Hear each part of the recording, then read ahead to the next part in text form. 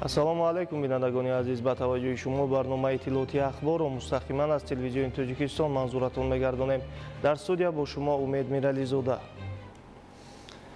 қаъдномаи Маҷмӯи умумии Созмони Милали Муттаҳид оид ба пешниҳоди Ҷумҳурии Тоҷикистон дар бораи эълони соли 2027 соли байналмилалии маърифати ҳуқуқӣ бо иттифоқи оро қабул гардид. این تشبوس با بلند برداشتن سطح معرفت حقوقی، حفظ حقوق انسان و تحکیم ولایت قانون در سطح جهانی روانه شده است. قبول قطعنامه موقع تاجیکستان را همچون کشوری پیش صف در پیشبرد تشبوس‌های بین المللی حقوقی باز هم تقویت می‌بخشد. گزارشی همکاران ما. May I take it that the Assembly decides to adopt draft resolution A/80/L.24. It is so decided. در جلسه 80 مجمع عمومی سازمان ملل متحد که 12 دکبر در نیویورک برگزار گردید، قطعنامه فراگیر و تاریخی درباره اعلان سال 2027 همچون سال بین‌المللی معرفت حقوقی قبول شد. این قطعنامه در نتیجه پیشنهاد مشخص و تشبوس جمهوری تاجیکستان تحت سروری پرزیدنت جمهوری تاجیکستان پیشوای ملت محترم امام علی رحمان عملی گردید. تشبوس مذکور همچون ادامه تجربه موفقانه ملی تاجیکستان در سمت بلند برداشتن معرفت حقوقی پذیرفته شد که سال 2024 در کشور همچون سال معرفت حقوقی تجلیل گردید و در بلند برداشتن سطح فهمیش حقوقی و دسترسی شهروندان به معلومات حقوقی نتیجه های نظررس را به بار آورد. قطعنامه تاکید میکند که معرفت حقوقی یکی از رکن‌های اساسی جامعه عدالت، حفظ حقوق انسان، اشتراک فعالانه شهروندان در اداره دولت و دسترسی همه به عدالت میباشد.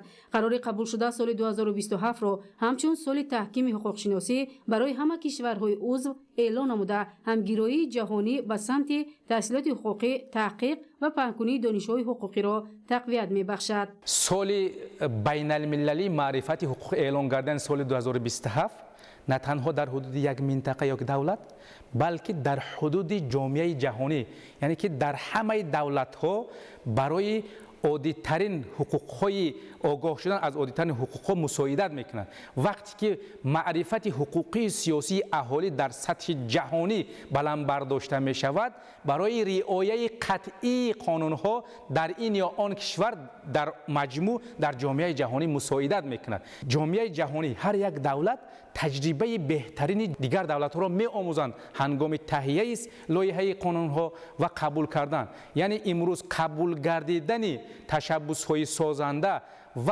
قانون‌هایی که در تاجیکستان قبول می‌گردد بار دیگر اثبات می‌گردد که مکتب بزرگ دولتداری محترم امام علی رحمان می‌تواند در عرصه بین‌المللی برای پایدار کردن به دست آمدن صلح که بعضی از خلقیت‌های ملت‌ها هزار ساله آرزو میکنند، چندین ساله آرزو میکنند مساعدت کنند. این اقدام بی‌نظیر که از جانب جامعه بین‌المللی با دستگیری وسیع پذیرفته شد، تاجیکستان را همچون یکی از کشورهای پیشرفت در پیشبرد حقوق شناسی در سطح جهانی معرفی می‌نماید و سهم معتبر در تحکیم عدالت و حقوق انسان در عرصه بین‌المللی را نشان می‌دهد. بر اساس قطعنامه سال 2027 در تمام جهان فستیوال‌ها، همایش‌ها، معرکه‌های آموزشی، چاره‌بینی‌های علمی و عملی سطح بین‌المللی و ملی در موضوع حقوق و حقوق شناسی برگزار کرده می شوند تا سطح آگاهی حقوقی و احترام حقوق انسان در بین جامعه جهانی باز هم بلندتر شود. تشبوس بین المللی پرزیدنت مملکت ادامه منطقی تشبوس‌های سازنده قبلی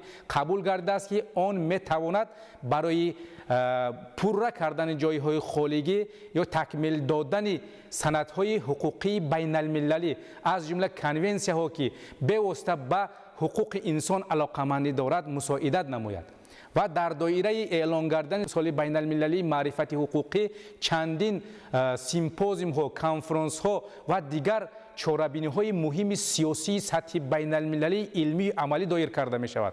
آنها می توانند تا اندازه برای بلند برداشتن معرفت حقوقی نه تنها در حدود یک منطقه بلکه در حدود جامعه جهانی مساعدت می کند. تشبوس نوبتی می تواند در عرصه بین المللی از آگاه شدن از حقوق‌های عادی خود برای هر یک انسان، جامعه و شخصان واقعی حقوقی مساعدت می کند. از نگاه دیگر قطعنامه دخلدار در سطح بین‌المللی قبول شده یک قدم مهم در سمت تحکیم معرفت حقوقی به شمار رفته. روند همکاری کشورها را برای بلند برداشتن آگاهی حقوقی و احترام قانون باز هم گسترش می‌دهد.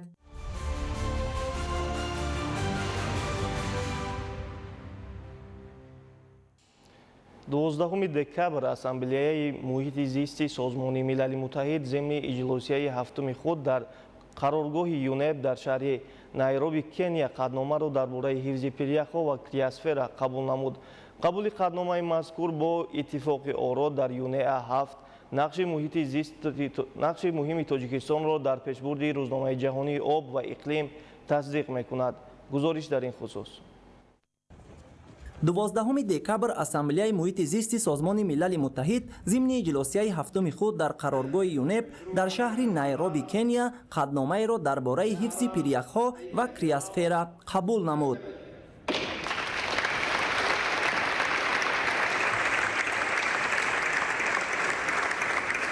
قدنامه مذکور که با تشبث جمهوری تاجیکستان و جمهوری پرو پیشنهاد گردید از جانب جامعه جهانی دستگیری یافت که این رضایت عمومی عاید به ضرورت فوری حفظ پریخ‌های در حال آبشوی گواهی می‌دهد.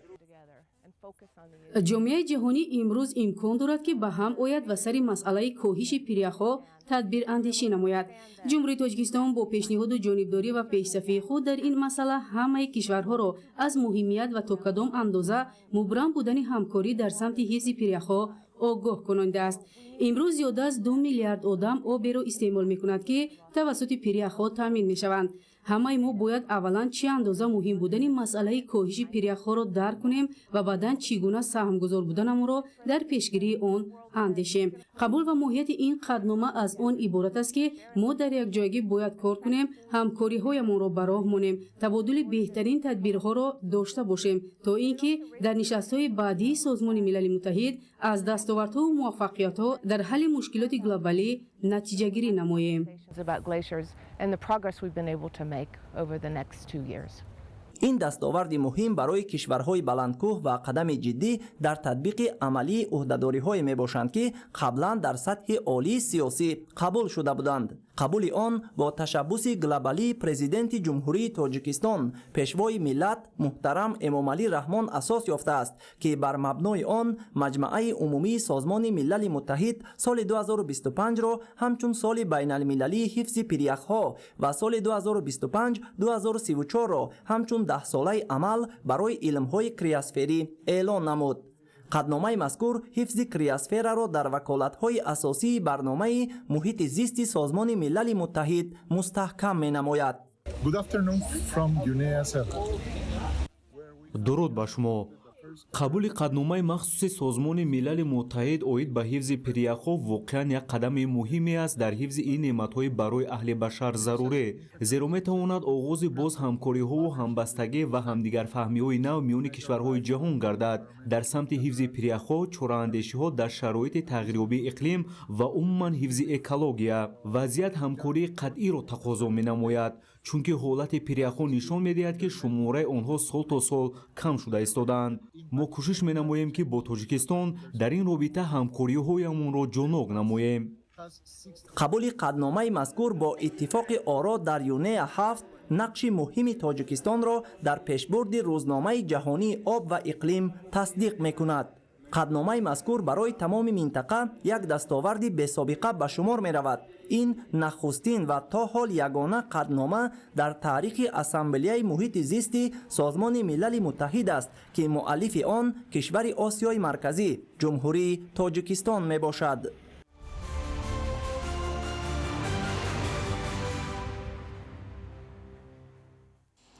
با تطبیق نقشه‌های سازندگی اینفراستراکچور ناحیه سپیتامن مکمل و سطح و صفت زندگی ساکنان باز هم بهتر و خوبتر می‌گردد. حالا در دوره آمادگی به جشن 35 سالگی استقلال دولتی در مرکز و دهات ناحیه کارهای ساختمانی در بیشتر از 50 انشاءات ادامه دارد. معلومات بیشتر در گزارش نوبتی.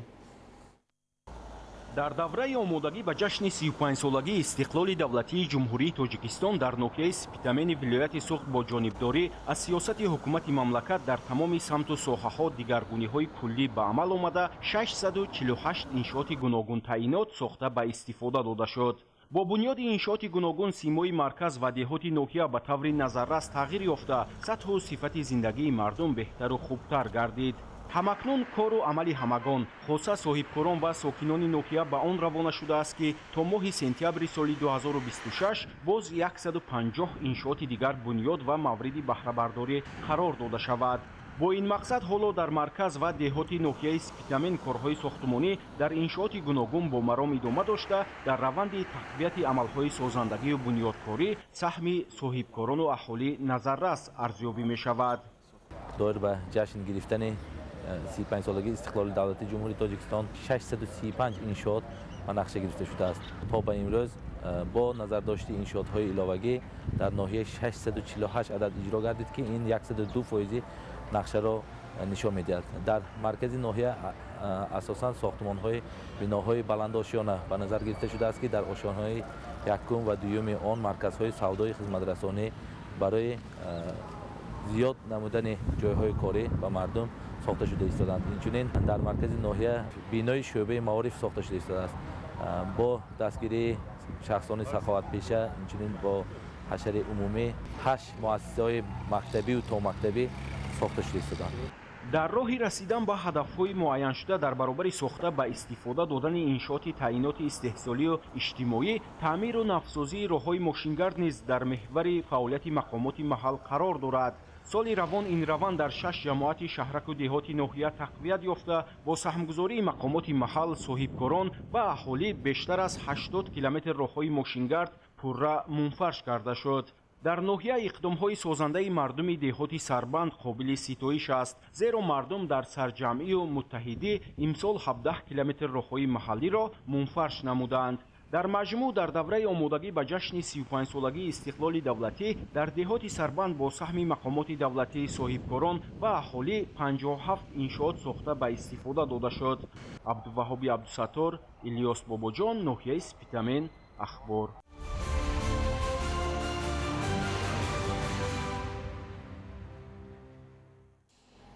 тақдими шоҳасари безаволи ҳаким Абулқосими Фирдавсӣ шоҳнома ба аҳолии Тоҷикистон ки бо иқдоми неку фарҳангпарваронаи президенти ҷумҳурии Тоҷикистон пешвои миллат муҳтарам Эмомалӣ Раҳмон роҳандозӣ гардидааст, дастраси сокинони ноҳияи Қубодиён гардид.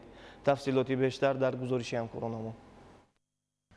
тақсим намудани ин шоҳасар ки бо дастури сарвари давлат муҳтарам Эмомалӣ Раҳмон ба ҳар як хонаводаи аҳолии кишвар пешбинӣ шудааст, имрӯз дар ноҳияи Қубодиён сурат гирифт.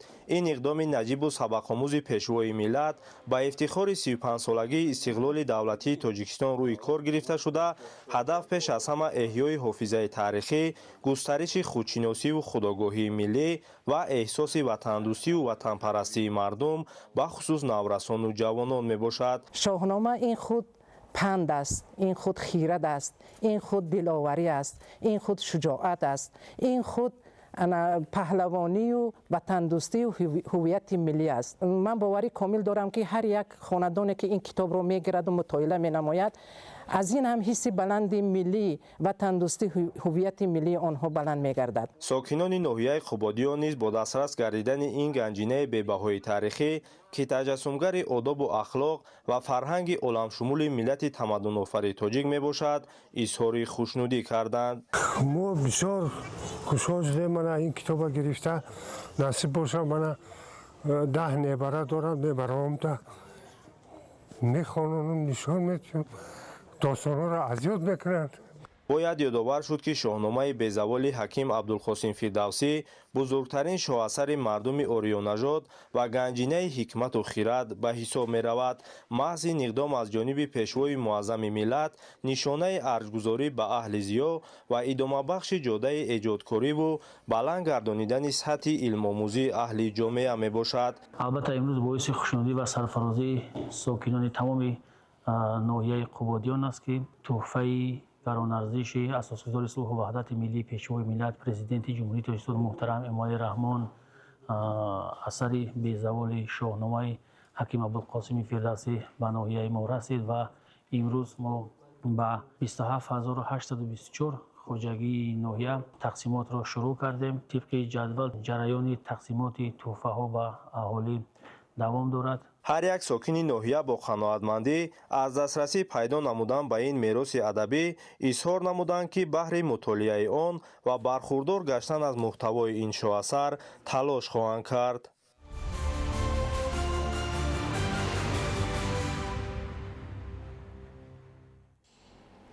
хоҷагидорон ва кишоварзони шаҳри Истарафшан дар майдони зиёда аз 12560 гектар шудгори босифат анҷом дода заминро ба кишти баҳорӣ омода намуда истодаанд.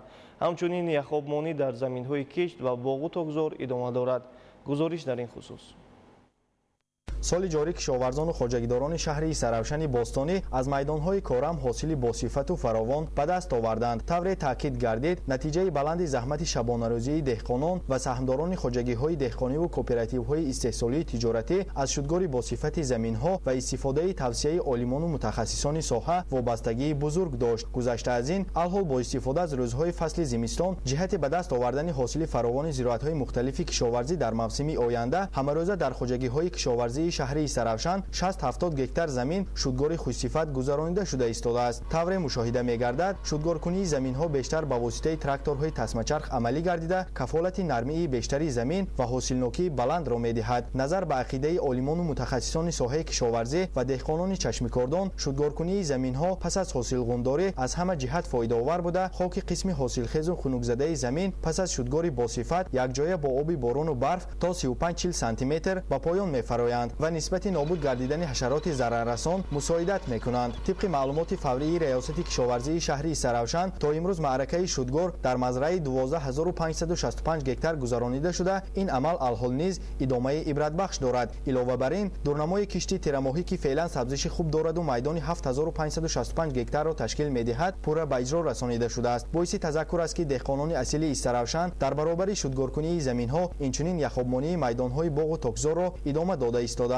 дар ҳудуди шаҳру деҳоти Истаравшан ки наздик 6000 гектар майдони боғу токзор мавҷуд аст, маъракаи яхобмониро омили пешгирии камҳосилӣ мешуморанд. аз он ки имсол обу ҳаво нисбатан гарму камбориш ба қайд гирифта шуд, пешгирӣ намудани бедоршавии бармаҳали ниҳолону дарахтон ва нобуд гардидани тухмиҳои киштгардида дар давраи зимистони хушку камбориш аз ҷумлаи тадбирҳои саривақтӣ маҳсуб мешавад. бобати азоби полезӣ танқисӣ накашидани деҳқонон, соли 1966 обандбори Заринруд барои нигоҳдории 55 миллион мукабб метр оби полезӣ сохтаву мавриди истифода қарор дода шудааст ки ҳоло дар ин мавзеъ зиёда аз 8 миллион мукабб метр об захира гардидааст. мо итмом гирифтем ки дар соли 2025-2026 ҷамъовариро дар ғайри мавсимӣ аз ноҳияи шаҳристон бо тариқи канали кушода 17 километр, аз ноҳияи деваштич бо тариқи канали пӯшта 17 километр обро дар обанбори Заринруд ҷамъ намуда, деҳқононро бо оби полезӣ дар вақти мавсим таъмин намуд. обанбори Заринруд танҳо барои обёрии беш аз 9000 гектар майдони боғу токзор равона шуда, оби захиравии ин мавзеъ дар фасли зимистон ва дар вақтҳои муайян бо навбат ба кишоварзон ҷиҳати яхобмонӣ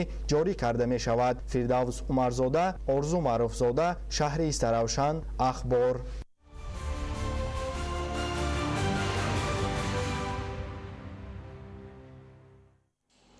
ин шабу рӯз барои гузарондани кишти тирамоҳии зироати кишоварзӣ мусоидат менамояд. шудгори тирамоҳӣ дар заминҳои обии ноҳияи Рӯдакӣ иҷро гардида раванди кишти тирамоҳӣ дар заминҳои лалмӣ ҷараён дорад. гузориши навбатӣ.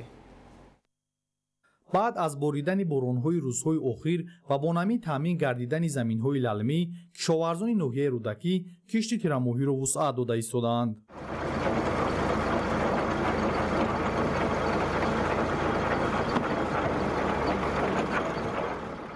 тавсияи олимону таҷрибаи кишоварзон нишон додааст ки кишти тирамоҳӣ бо ҳосили баланду сифати маҳсулоти истеҳсолшуда нисбат ба кишти баҳорӣ афзалият дорад. бо ҳамин мақсад хоҷагидорони ноҳияи Рӯдакӣ бо истифода аз техникаҳои тасмачарх ҳар ваҷаб замини корамро самаранок истифода намуда, дурнамои киштро таъмин менамоянд. сатҳи шудгори тирамоҳӣ дар заминҳои обии ноҳияи Рӯдакӣ пурра иҷро гардида, раванди кишти тирамоҳӣ дар заминҳои лалмии ҷамоатҳои Эсанбой, Султонобод, қиблаи ва роҳатии ноҳияи Рӯдакӣ ҷараён дорад. дар ноҳияи Рӯдакӣ нақшаи шудгор ва кишти тирамоҳӣ 4500 гектарро ташкил медиҳад ки то ба имрӯз зиёда аз 50% он ба иҷро расонида шуд. пас аз боришотҳо дар заминҳои лалмии ҷамоат деҳоти Султонобод, ҷамоат деҳоти Лоҳур, ҷамоат деҳоти роҳатӣ ва қиблаӣ, хуб шудгори тирамоҳӣ ва кишти ғалладонагиҳо бо истифода аз тракторҳои тасмачарх бо риояи талаботҳои агротехникаи кишоварзӣ пурра заминҳоро шудгор намуда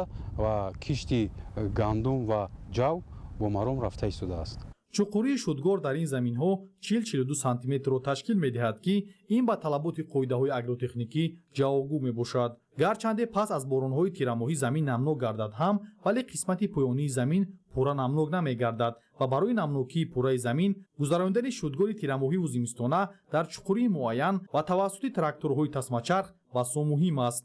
муҳимтар аз ҳама шудгоре ки тавассути тракторҳои тасмачарх гузаронида мешавад, барои зиёд намудани намнокии заминҳо ва ҳаво додани қабатҳои чуқури замин заминаи мусоид фароҳам меорад. тракторҳои тасмачарх зичии хокро камтар менамояд, яъне ковокӣ бисёр мешавад, намнокии борон дар вай бисёртар захира мегардад ва дар вақти гармо намун решаҳо аз ҳамун намнокӣ истифода бурда ҳосили дилхоҳ ба даст овардан мумкин аст. истифодаи тухмиҳои хушсифати ба иқлим мавзеъ мутобиқ яке аз омилҳои асосии фаровонҳосилӣ дониста мешавад. бо ҳамин мақсад кишоварзон аз тухмиҳои баландсифат ва навъҳои гандуми тирамоҳӣ ки аз тарафи олимони соҳа ноҳиябандӣ шудааст истифода бурда истодаанд. мақсади асосии кишоварзони ноҳия ин дуруст ба роҳ мондани кишту парвариши зироатҳои кишоварзӣ ва бо ин васила баланд бардоштани ҳосилнокӣ мебошад.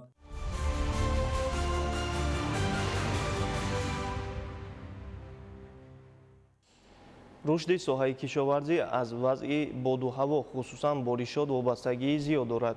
дар ноҳияи файзобод бо мақсади мутобиқсозии соҳа ба раванди тағйирёбии иқлим аз ҷониби мутахассисон тадбирҳои лозима роҳандозӣ карда мешавад. ҳамкорони мо гузориш медиҳанд. тағйирёбии иқлим, камбориш омадани соли равон, хушксолӣ ва гармшавии сайёра дар истеҳсоли маҳсулоти соҳаи кишоварзии давлатҳои ҷаҳон аз ҷумла ба ҷумҳурии Тоҷикистон бетаъсир намемонад. бо мақсади таъмини устувори бозори истеъмолӣ бо анвои ғизоӣ, олимону коршиносони соҳаи кишоварзии мамлакатро зарур аст дар ин ҷода тадбирҳои судмандро роҳандозӣ намоянд.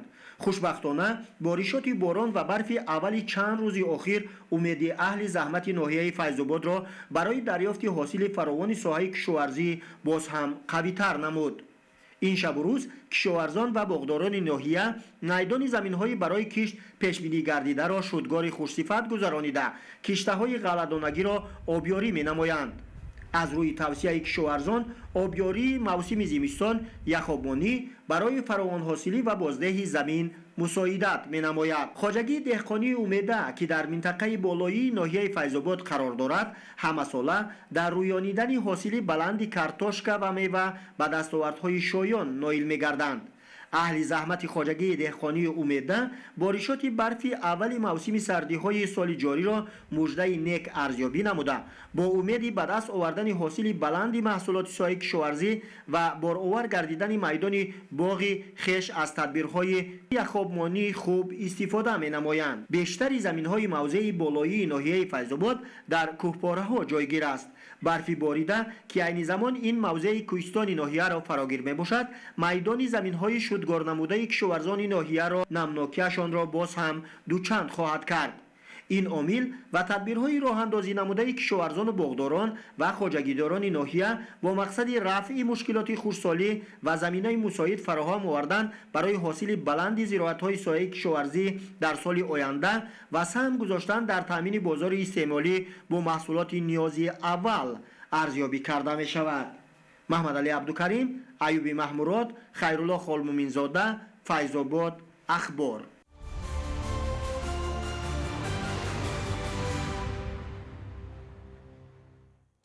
бинандагони азиз, дар ҳамин ҷо барномаи иттилоъоти ахбор ба поён мерасад. хайр, ҳамаи хушиҳои рӯзгор насибатон буд.